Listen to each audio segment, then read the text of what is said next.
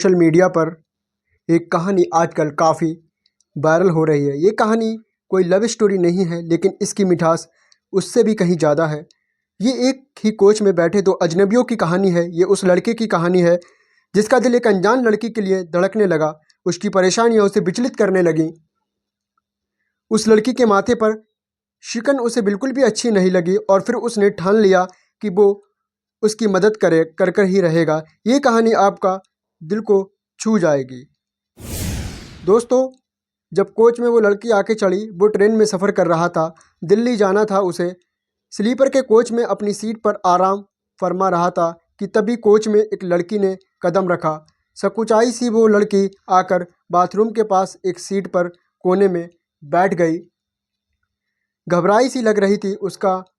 लड़का उसका हाव भाव पढ़ने की कोशिश कर रहा था। लड़की की आंखों में न जाने किस बात का डर था।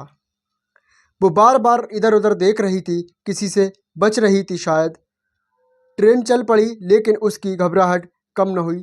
थोड़ी देर में जब टीटी आया, तब तो जैसे लगा कि वो रो ही पड़ेगी। टीटी ने उससे पूछा कि वो कहाँ तक जाएगी और उसके पास टिकट है या नहीं। उसने कहा कि उसे दिल्ली तक जाना है, लेकिन टिकट जनरल का है। कोच में किसी कारणवश चढ़ नहीं पाई तो यहाँ आकर बैठ गई। टीटी ने उससे पैलेंटी मांगी, मगर उसके पास पैसे भी नहीं थे। उसने टीटी को बोला कि उसके पास केवल 100 रुपये हैं, इसलिए वो अगले स्टेशन पर ही जनरल में चढ़ जाएगी। उसने टीटी को बताया कि इमरजेंसी आने के कारण वो ऐसे ही घर से निकल आई है। लड़की परेशान, लड़का बेचैन। उसकी मासूम आंखों से आंसू बह जा रहे थे। टीटी ने उसे 100 रुपये की पेनल्टी पर ही स्लीपर में यात्रा करने दी। लड़की ने उसका शुक्रिया अदा किया, चुपचाप अपनी सीट पर आकर बैठ गई। उसके चेहरे पर अभी तक घबराहट थी। लड़के को देखकर बिल्कुल भी अच्छा नहीं लग रहा था। उसने सोचा कि शायद बेचारी पर बिल्कुल भी पैसे ना बचे हों। तभी लड़के ने किसी को फ़ोन मिलाया और कहा कि दिल्ली स्टेशन पर किसी तरह पैसे भिजवा दे, वरना उसे घर पहुंचने में देर हो जाएगी। जब चाय वाले ने की वो मदद, लड़के के मन में उथल पुथल हो रही थी। क्यों एक अनजान शख्स की परेशानी उसे इतना परेशान कर रही थी। उसने उससे ध्यान भटकाने की भी कोशिश की, लेकिन नज़रें उसके चेहरे पर आकर टिक जाती थीं। दोस्तों, बस अब बहुत हो गया। अब लड़के ने ठान ली कि उसकी मदद करके रहेगा। लड़के ने एक पेपर उठाया और 500 रुपये के साथ चिट्ठी लिखी। उसने दोनों एक चाय वाले को दिया और कहा कि उस लड़की को दे आए। साथ चाय वाले को हिदायत भी दी कि लड़की को ये ना बताए कि नोट किसने भिजवाया है। आखिर में कह डाली दिल की बात। लड़की चाय वाले से नोट लेती वक्त थोड़ी परेशान लग रही थी।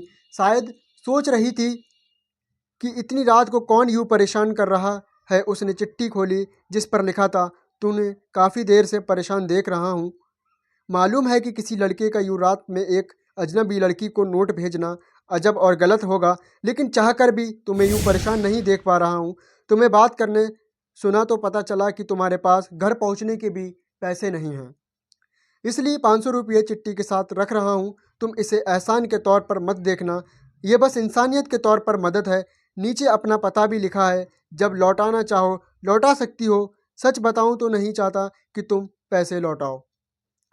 सुबह ऐसे मिला सरप्राइज। लड़की के फौरन इधर उधर देखा, पर उसे कुछ समझ नहीं आया। लड़का भी फट से मुंह पर चादर डालकर लेट गया।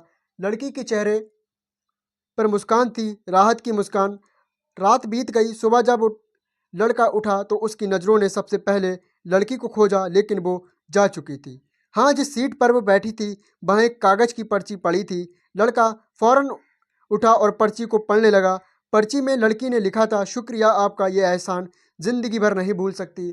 आज मेरी आपका ये एहसान ज़िंदगी भर नहीं भूल सकती। आज मेरी ज़िंदगी का सबसे दुखद दिन है। मेरी माँ ने इस दुनिया को अलविदा कह दिया और इसी कारण मैं जल्दबाजी में निकल आई।